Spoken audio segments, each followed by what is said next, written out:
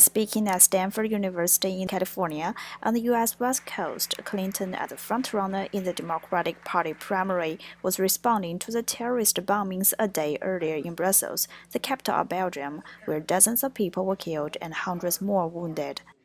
We'd like to see more European countries investing in defense and security. It's actually easier for the United States to get flight manifests from EU nations than it is for EU nations to get them from their own neighbors, thanks to an agreement that the United States negotiated when I was Secretary of State. Brussels demonstrated clearly we need to take a harder look at security protocols at airports and other sensitive so-called soft sites, especially areas outside guarded perimeters. To do all this, we need an intelligence surge, and so do our allies. National security and counter-terrorism are hot topics on campaign trails in this election year. Republicans have been blaming President Barack Obama as well as Clinton for policy failures that lead to the turmoil in Syria and the rise of Islamic State.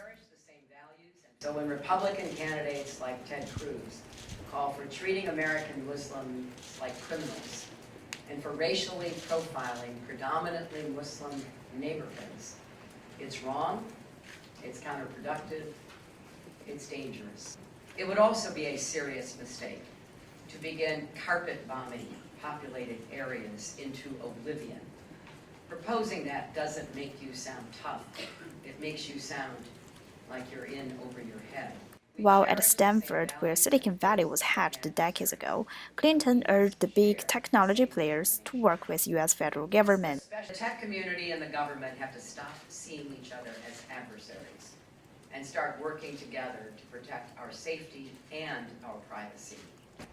That does mean working with the brightest minds here in Silicon Valley to more effectively track and analyze ISIS's social media posts and map jihadist networks online. While Clinton was inside on the podium talking about security and anti-terrorism, some students were outside protesting against U.S. foreign policies and involvement in the Middle East.